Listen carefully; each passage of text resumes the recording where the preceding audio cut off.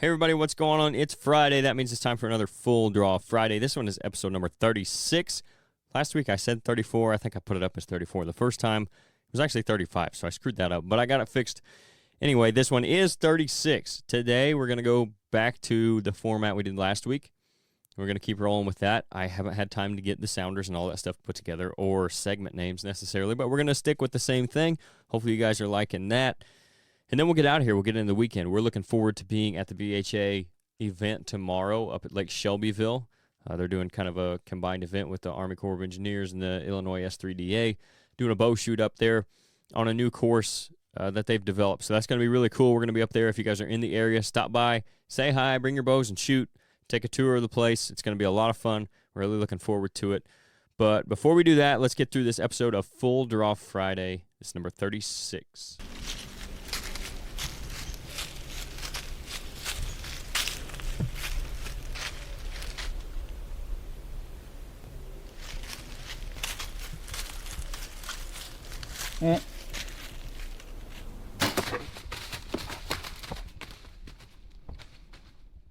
So we don't have much on the deer activity front this week. It's going to be similar to last week, although we're going to start seeing some deer shed their velvet pretty soon, a good majority of them over the next couple of weeks. So they're going to start to split up out of their bachelor groups here in the next couple of weeks. They're probably still in them right now, so you can probably still catch them on those bean fields coming out late in the evenings. We got a little bit cooler weather, so they're probably coming out a little bit earlier. I've been getting some guys telling me that they've been doing some scouting, seeing some deer just a little bit earlier than what we were when it was hotter earlier this year. So this nice little cool snap that we got coming this week should be good for that as well. So that's it on the deer activity front. That's going to be a better segment as we get into the fall and the season, as we roll through October and we go through all those phases, and we kind of keep you guys updated on what's going on there. So for the legislative news segment, this one's kind of some good news for us here in Illinois. I mean, partially good news.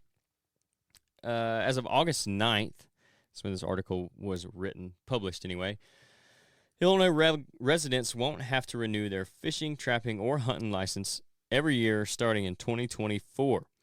A new state law creates a fishing, trapping, hunting, or sportsman's combination license that's good for 3 years. It was supported back in May by State Senator Neil Anderson. The 3-year license won't be sold at a discounted price, so you're not going to get a discount for buying the 3-year instead of the 1 year. It'll just cost 3 times as much as your 1-year license, so, it's Illinois. They're not going to discount anything. They're going to get their money out of it. But that law takes effect January 1st, so if you guys are going to buy your hunting license for next year, you have the option. I believe it's going to be an option of the 3-year license, which I'll probably do because, I normally tend to forget that unless I buy the early, unless I go in to get my fishing license early and I do the hunting and fishing combo license, then I'll forget about it until usually about September 30th, and then I go in there and I buy that and my permits or the night before I'm going to go hunt. But I got that all done early this year. Anyway, I'll probably do the 3-year thing because that seems like a good idea to me. Why not just have it there for 3 years and then you don't have to worry about it? So I thought that was a good one, kind of a positive news. Last week we talked about some, I guess, negative news, or maybe it's positive that the guys got caught and they're being held accountable for it. Although, it was a pretty serious deal. We talked about those guys from South Carolina facing up to 7 years in prison for the CWD deal. So if you hadn't, go check that out in the last episode of Full Draw Friday. But today's was a little more positive, I thought, especially, if you're in Illinois looking at doing that with the 3-year license, that'll be something that I think is going to be pretty handy. On to the habitat strategy / hunting strategy segment. For this week, I haven't put my cameras out yet, but I'm getting them all around. I'm getting everything ready, making sure I got cards, making sure I got batteries, making sure the solar panels are ready to go. Got some new cameras that we're going to be using. Got to get familiar with those. If you haven't put them up yet, probably sometime around the end of next week is when I'm going to start looking at putting mine up, maybe like next weekend. I'd like to do it in the middle of September. That way it gives them 2 weeks where I haven't been in there messing with it, especially cell cameras. And then I have them up. It gives them 2 weeks before season starts to kind of calm back down if I bump anything out of there or, leaving scent and going in there doing that kind of stuff. And I don't have to mess with it. So I'm getting all that stuff around now. So I'd suggest that if you guys are following the same strategy, make sure you got all your SD cards, make sure they're formatted properly, make sure you got your software updated if you've got certain cell cameras, Make sure your batteries are good. If you're doing solar panels, make sure those are all working right. Your straps are all good for your cameras. The last thing you want to do is come down to when you're wanting to get them put up and try to do everything in that day, and then you spend the whole day getting your cameras ready instead of getting them put up, and then now it's another week or 2 weeks before you even get a day to put them up.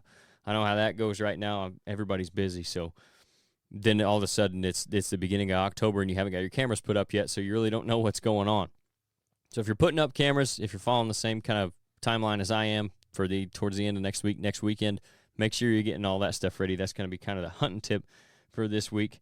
As for, I guess it's really a hunting tip too. I guess you could call it habitats instead of just trimming. But make sure while you're out there, either putting up your cameras next week or this week or whatever you're doing, or maybe you've got them put up already.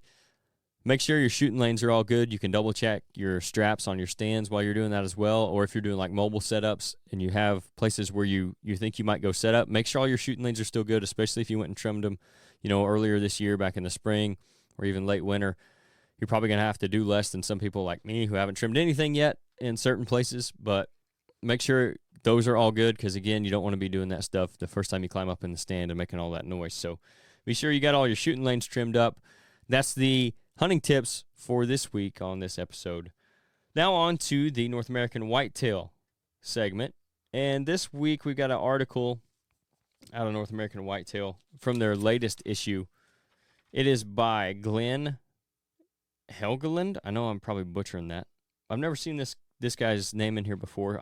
He's probably wrote some articles. We just haven't used any of them. So we got a new guy on here, a new article from a different author this week. So that's kind of interesting, maybe. We generally pull from, seems like 3 or 4 guys pretty steadily, Clint McCoy, Steve Shirk, Dr. Kroll, those guys, Josh Honeycutt. So this is a new one for us here. I haven't seen this name before. But he's talking about water holes. He's interviewing a guy that has had a lot of luck with putting in watering holes. And I won't go through the whole article, obviously. And the beginning of it is a lot about how he sets them up. And I think we've talked about it on here quite a bit in the past, but if you're looking to set up a water hole, basically you can get one of those 100-gallon troughs, dig a hole, put them in there. He's talking about here, he digs a hole and he puts down like a pool liner and puts in there. It just, keeps it from washing away, keeps the dirt from soaking up the water, that kind of stuff, keeps all the roots and all that out of the bottom, from coming up and being in your water like that at the bottom of it. Throw a stick or something in there if you do like the deeper holes. Put something in there where if a raccoon or a possum gets in there, it's easier for them to get out. That way you don't have dead stuff in your water and all that disease and whatnot that the deer might have to deal with, or they might not use it in that case. So that's kind of the how. Now he's going to the where, and that's where I'll pick up the article. He says, I pick a stand where I think I'll catch bucks running, especially early in the season, and needing water. So, early season when it's hot, everybody thinks about them needing water then, so that's a good place to have them. He also says this works for rut timing, too, with all the extra moving they do, and that's one that we hit on a lot that I think gets overlooked. All the extra running around they're doing, they need extra water during the rut, so that can also be a killer spot to be set up next to water during the rut. So if you're going to put in a watering hole, that's a place you could look at, somewhere where they're going to be running those ridge tops during the rut. He continues here. It says, 2 places Tom does not dig water holes are in oak areas, particularly white oaks, that are good acorn producers, and wherever there are crabapple trees. Tom says, in quotes, crabapples are like magnets for deer. Near acorns and crabapples, I don't need water holes. And that's need right there is the big word on that. A lot of guys dig water holes around their food plots. To me, a watering hole is kind of an attractant, especially after they find it and they know it's there. They're going to move to that to use it if it's in a good location. So to maximize your property, you can have a water attraction, this watering hole, and you can have your food plot separate. That way you're not wasting 2 places that they might come to at different times in the same place. So now you have a stand where you can go sit them for water and you can go sit them for food, and you can set them up for different winds and things like that. So you're kind of maximizing your property in that way, where now you're having 2 separate attractions instead of just one right there together, and now you've wasted one or the other. So that was a good point I thought he made there. And it goes on and says he digs about 10 yards off a trail and keeps them in brushier areas because deer feel more secure in this setting. Tom prefers to dig water holes about 20 yards from his stand. So that's the same thing we do with mock scrapes. And now I will set up a watering hole or set up close to a little pond if there's a natural one there, and still put a mock scrape, because to me the mock scrape is not an attracting, it's just a reason for them to come into bow range. So you can do the same thing with a water hole, even though it is more of an attraction for the deer. But again, back in the woods, on those ridge tops, near trails, somewhere where you don't have that food attraction, somewhere where there's not a bunch of white oaks or crab apples because they're going to go there anyway, and somewhere where they feel comfortable coming to it in the day. That's what he's talking about with those brushy areas and them being comfortable.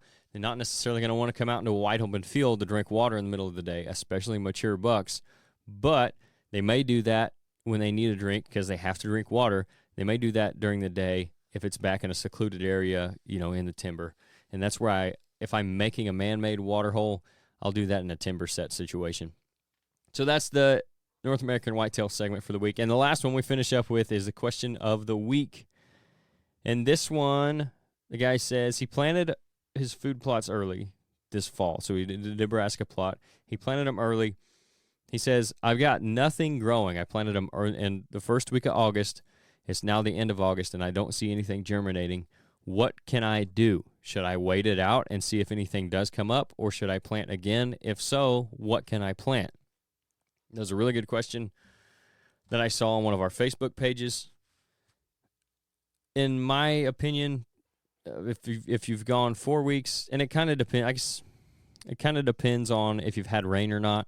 What has the weather been like? If you haven't had any, was there moisture when you planted them? How deep did you plant them? All that goes into why they may or may not come up. So if there was zero moisture when you planted them and you haven't gotten any rain, it's possible that they're still sitting there. I would wait till you get a decent rain, at least up to the last week of September, and then see what happens. See if you get any germination after that. If it was wet when you planted them, if you had good soil moisture, even if you haven't had rains, or if you have had after that, and now you still don't see any germination, maybe you got those seeds too deep. Maybe your seed wasn't any good. Something went wrong. If it's been that long, like we're looking at 4+ weeks now, I would probably go in and try again. Now, we're still not too late, at least here in Southern Illinois. You can go in and plant brassicas again, try those again and see what happens. Maybe do something a little different this time. If you disked it last time or tilled it, and it was pretty powdery or something, or if you had big ruts in it, and you went out there and planted, and then you rolled it or cultipacked it, it's possible that you got your seed too deep. If you drilled them in, maybe try a different setting on the drill. Maybe you're thinking you could get them a little deeper to get to the moisture. Those brassicas really don't need to be more than a 1/2 inch deep, and a lot of times we just broadcast them right on top just to keep from having that issue. And seed to soil is really all they really require to germinate. So try it again. At this point, you still have time for that. If that doesn't work, or maybe you're a little farther north and you're getting kind of closer to your first frost, you can still go in with winter rye. You can still go in with oats. You can still go in with winter wheat and have success with that. Those are always good backups, and I've planted those here in Southern Illinois up to the beginning of the second week, into first week of October, and had successful food plots with winter wheat. I mean, you look at farmers that are planting, they're selling their corn late and they're planting their winter wheat. They're doing it, up into November sometimes. So you have time to save your food plot. Just, it all depends on those factors that I talked about, what maybe the next step should be for you. So good luck with that. Hope it works out for you. Hopefully you're tuned in to catch that. And if you guys have questions for that segment, feel free to send them in through the website or our email, ridgehunteroutdoors@gmail.com, and we'll answer them for you. And then if I got a name with it, I'll mention whoever sent it in, and then I'll answer your question directly. So I appreciate you guys tuning in this week. Don't forget about our partner for Full Draw Friday, and that is Rodney Hawkins. If you guys are looking for ground to manage and hunt, maybe do some of this stuff on, maybe you want to put in water holes, but you can't because you're leasing ground or you got permission property and they don't want you digging holes. Maybe you've always wanted to own a piece of property and you finally got that down payment saved up. Or maybe you have a piece of property you're looking to downsize or just get into a different one and you want to put it on the market. Rodney's going to be the guy to talk to in any of those situations. He actually sells recreational property as a land specialist with Midwest Farm and Land. He's lived in Southern Illinois his whole life, and he's been hunting and fishing in this area. So now he's putting that love for the outdoors into doing his job now with Midwest Farm and Land. If you guys haven't heard of them, they're not your average real estate company. They sold over $85 million worth of ground in 2022 alone. They've got agents like Rodney all over Illinois, so they're really a local company with a national reach. For more info on them, you can contact Rodney directly at 618-925-3153, and he'll get you taken care of. He's also got his own company called RG Outdoors. He's got products from Radix Blinds. He's got the hard-sided and soft-sided blinds. He's got blind chairs from them. He's got Camo Dust, which is a sin elimination product. And he's got Tacticam trail cameras. So the ever-popular Tacticams, he's got them. He's the guy to go to get them. He's a local dealer, so if you guys are in the area and you're looking for Tacticams, you don't want to go to Walmart, spend your money there. Help out a local guy, go buy them from him. I know you guys are all about your Tacticams, so Rodney's got to talk to for that too. If you have any questions about what they do have or you're interested in any of that stuff, check out their Facebook page. You can send them a message through there. It's RG Outdoors. You can also email them at rgoutdoors@yahoo.com, or again, just call Rodney directly at 618-925-3153. Don't forget about our socials, Ridge Hunter Outdoors on Instagram and Facebook. We've got our Facebook group, RHO Podcast Patrons. Join that. You get some exclusive content. You get the opportunity to ask our guests direct questions. We're going to do some giveaways in there this fall. Go check out that Facebook page, RHO Podcast Patrons. Also, our website, ridgehunteroutdoors.com. We have scents on there, all natural scent products that are going to be in stock again here in the middle of October, maybe into the first week of October. We've got apparel on there. We've got food plot seed. Any of that stuff that you see you like, use the discount code FULLDRAW. That's all caps, no space, and you'll get 10% off of everything in your order. Leave us a review. Follow us on Apple Podcast and Spotify. We really appreciate that. It actually helps us out, and it doesn't cost you anything but a couple minutes of your time, if that. Also, the YouTube channel. I've been talking about the show that we're going to have this fall. We're getting close to nailing down a name. As soon as we decide on it, come up with the logo, the artwork, and all that stuff, I will announce it. We'll bring that to you guys. But to make sure you're one of the first ones to see it, go hit the subscribe button and the notification bell on our YouTube channel at Ridge Hunter Outdoors. We've also got videos from myself at the cabin, Nate with his plots, hopefully if we can get over some difficulties there, getting them arranged how we want them and sent back and forth. And then Jeff's got some videos coming out too on his vlog and a couple different things with some rubbing posts. So be on the lookout for that on the YouTube channel. Other than that, guys, we're looking forward to being at the event tomorrow. If you're up there again at Lake Shelbyville, stop by and say hi. That episode will be coming out Monday, so stay tuned for that. Appreciate you guys. Thanks for tuning in again this week.